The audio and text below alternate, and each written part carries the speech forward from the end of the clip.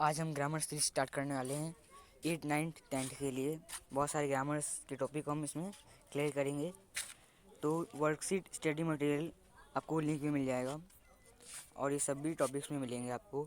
आपको इसमें बस प्रैक्टिस करना, आपको बस समझ लेना है कि क्या है। तो मैं आपको डायरेक्टली समझा देता हूँ कि क्या है। पहले तो हम बेसिक समझ जाते हैं।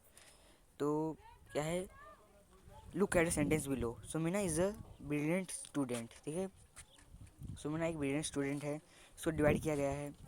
अभी इसको जो डिवाइड किया है ना, तो against this parts place different function.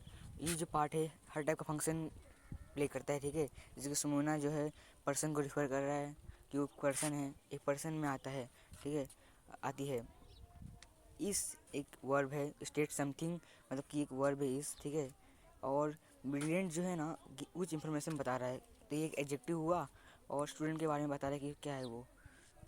तो इसका फंक्शन क्या हुआ, किसी को बताना। और स्टूडेंट जो है वो एक ऑब्जेक्ट हुआ, मतलब कि स्टूडेंट एक ऐसा तो नाउन है और वो एक सुमुना के बारे में बता रहा है। ठीक है, तो now you understand that the parts of speech. हम पार्ट्स ऑफ स्पीच को समझने के लिए, मतलब कि जो पार्ट्स ऑफ स्पीच है ना वो क्लासिफाइड होता है। बहुत सारे फंक्शंस थे कि कौन कौन से फंक्शन हैं उसमें। तो हर टाइप का फंक्शन हमें देखने को मिलता है ये सब में।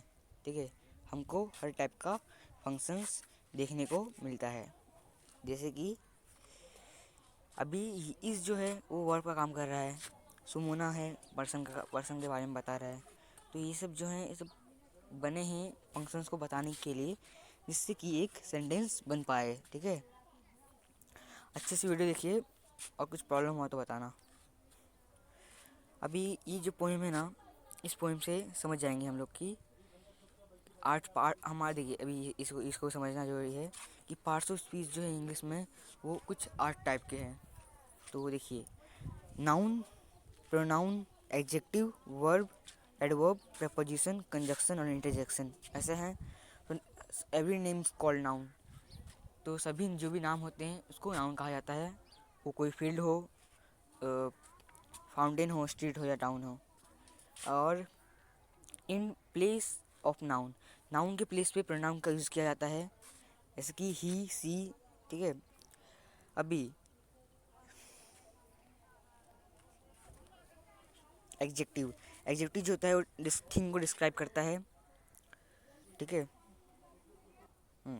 एग्जेक्टिव थिंग को डिस्क्राइब करता है, जैसे कि S magic wand and bridal ring. इसमें जो मैजिक है जादुई हुआ, और वैंड मतलब कि छड़ी, जादुई छड़ी हो या शादी का रिंग हो, कुछ भी हो।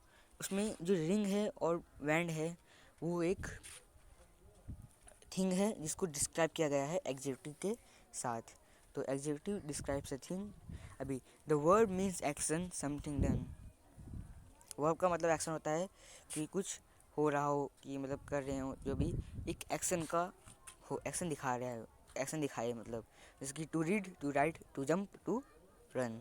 अभी how things are done, the adverb टेम। और कौन से थिंग, कैसे थिंग डन हो रहे हैं वो कौन बता रहा है, एडवर्ब बता रहा है। ठीक है, जैसे कि as quickly, slowly, badly, well. ठीक है, अभी the preposition shows relation. Preposition जो होता है, एक प्रपोजिशन देखिए, प्री प्लस पोजिशन। ठीक है, तो प्री पोजिशन क्यों बोलते हैं इसे, तो एक नाम बता रहा हूँ मैं कि कोई एक नाउन में या कोई भी चीज़ में उसके आगे कुछ लगे, जैसे कि in the, out, on the, at the, ऐसे बहुत सारे। इसमें द का ज़्यादातर यूज़ होता है। ठीक है, तो समझ जाते हैं हम लोग। जैसे आज में इन द बोलने में लगता है ना कि कुछ है, और उसके बाजू में स्ट्रीट लगा है। स्ट्रीट क्या है, एक नाउन है। ज़्यादातर नाउन के साथ ही जुड़ा रहता है प्रपोजिशन और प्रोनाउन के साथ। Conjunction joins it many way. Conjunction क्या होता है, कोई भी दो सेंटेंस, फ्रेसेस, वर्ड को जोड़ता है। ठीक है, मतलब कि तोड़ तोड़ के बीच में ऐड होता है। ठीक है, दो वर्ड बना देता है ऐसे करके। जैसे कि देखिए, sentences, word, phrases, clause. Sentence में भी, वर्ड में भी, फ्रेसेस में भी, क्लॉसेस में भी। अभी the interjection cries out hark. जो इंटरजेक्शन होता है वो एक इमोशन, एक फीलिंग को बताता है, जैसे कि I need an explanation mark. और उसमें एक एक्सक्लेमेशन मार्क का ज़रूरत पड़ता है उस चीज़ को बताने के लिए। तो एक्सक्लेमेशन मार्क दिखने को मिलेगा ही, नहीं तो सेंटेंस ही गलत हो जाएगा। ठीक है, इसे प्रैक्टिस करना है। यहाँ पे देखिए बोल्ड वर्ड जो होता है ना, वो एक एडजेक्टिव ऐसे वर्ड होता है ना, एडजेक्टिव, उसे बोला गया है। तो आपको कंफ्यूजन ना हो इसलिए बता दिया। अभी एक शॉर्ट में समझ जाते हैं इसको कि क्या क्या है। कुछ आई आर्ट है, ठीक है। नाउन क्या है, नाउन के बारे में समझ गए हम लोग। नाउन जो नेम होता है समथिंग, तो पर्सन हो या एनिमल हो, प्लेस हो, थिंग हो या आइडिया हो, ठीक है। यहाँ पे बहुत सारे एग्जांपल दिए हैं, राहुल एंड हमीदा मलिक, ये सब नाउन है। Japan, Venezuela, the Atlantic, London, the Bay of Bengal, ये सब प्लेसेस के बारे में बताया गया है। इसमें दिया है देखो, थिंग के बारे में भी दिया है, पेंसिल, स्टोर, म्यूजिक, एयर एक थिंग है। और आखिर आइडिया, आइडिया कौन कौन सा है, हॉनेस्टी हो गया, ये सब आइडियल चीज़ है। Biology, geometry. प्रोनाउन, प्रोनाउन क्या होता है, a pronoun is a word that replaces a noun. Pronoun एक वर्ड है जो नाउन को रिप्लेस करके यूज़ किया गया है, जिससे कि हम रेपिटेशन को अवॉइड कर सके, कि एक ही वर्ड को बार बार ना आए, ठीक है। For example, instead of Elina, एक एग्जाम्पल दिया है देखो, instead of Elina talked to Elina's child. इस चीज़ को हम लोग ऐसे भी तो लिख सकते हैं कि Elina talked to her child. तो हेड जो है एक प्रोनाउन है, और यह और जो it refers the noun Elina, और यह नाउन एलिना जो है उसको रिफर कर रहा है, ठीक है। Adjective, an adjective modifies a noun और प्रोनाउन। एडजेक्टिव जो डिस्क्राइब करता है नाउन और प्रोनाउन को, यूजुअली इंग्लिश में क्या होता है देखिए, adjective come before the noun. Adjective जो होता है वो नाउन के पहले आता है। जैसे कि एक एग्जांपल देखते हैं, the smart student earn an A grade, ठीक है। ए ग्रेड आया था उसको, स्मार्ट स्टूडेंट को। तो स्टूडेंट क्या है, एक नाउन है, उसके पहले स्मार्ट लगा है, तो एक तरीका पहचानने का। और इसमें एक और चीज़ बता दिया है देखिए, adjective also come after linking verb. लेकिन लिंकिंग वर्ब हुआ ना, जैसे कि लिंकिंग वर्ब क्या होता है कि कोई चीज़ को लिंक करो, मतलब एक शॉर्ट में बता दिया जाए, जैसे कि आई फील हैप्पी, ठीक है। तो आई फील हैप्पी में ना फील जो है एक वर्ब हुआ, उसके आगे क्या लगा है देखिए, हैप्पी लगा है, ठीक है। इसे समझ सकते हैं हम लोग। तो लिंकिंग वर्ड में थोड़ा देख लेना। वर्ब, वर्ब जो है वो बहुत बहुत बहुत क्या क्या देखिए, एक्शन बताता है, स्टेट बताता है, स्टेट ऑफ बीइंग, ठीक है, कि क्या हो रहा है, एक्शन के बारे में बताता है। तो वर्ब कौन कौन से हैं, बहुत सारे क्लासिफिकेशन है, बहुत सारे टाइप के वर्ब होते हैं। Action, linking, main, auxiliary, transitive, intransitive और फ्रेजल, ठीक है। और भी बहुत सारे टाइप हैं, ठीक है। For example, action verb show action. Action verb क्या करता है, एक्शन को बताता है। जैसे कि he runs, she plays, they study, वे पढ़ रहे हैं, वो वह पढ़ रही है, और वह दौड़ रहा है।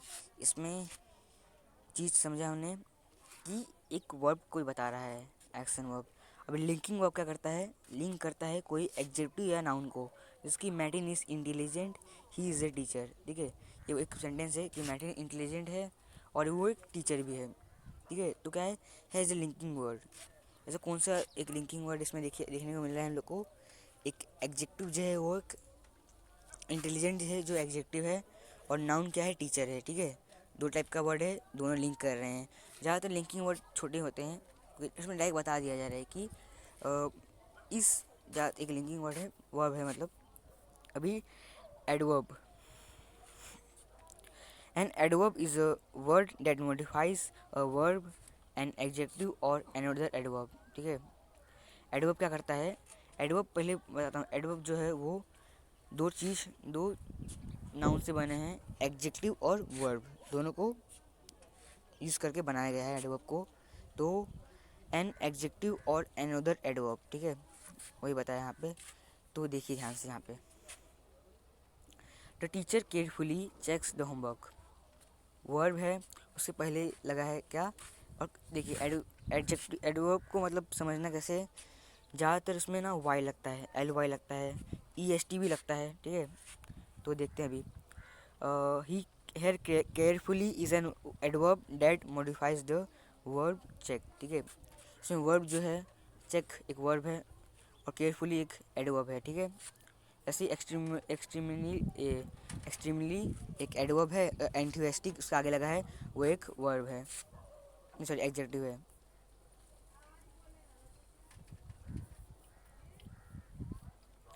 Maliha run out of the classroom very quickly. तो जो ये जो है ना, इसमें देखिए, इसमें वेरी क्विकली, क्विकली एक वर्ब है और वेरी जो है ना वो एक एडवर्ब है। Here very is an adverb that modifies the adverb quickly. और क्विकली जो है वो भी एक एडवर्ब है, ठीक है। अब दो टाइप का एडवर्ब है, क्विकली जो है वो भी एक एडवर्ब है और वेरी भी है। तो उसमें ध्यान देखिए, एडवर्ब क्या होता है, कोई चीज़ कुछ जुड़ा हुआ है। तो देखिए इसमें वेरी क्विकली, तो एक क्विकली जो है वो एक वर्ब है और वो एक एडवर्ब भी है, लेकिन एक वर्ब भी है। उसके पहले जो एक एडवर्ब लगा है वो एडवर्ब में कोई वर्ब का कोई सा एक दिखाया नहीं जा रहा है, वो एक प्योर एडवर्ब है, ठीक है। Preposition, preposition are verb that contact.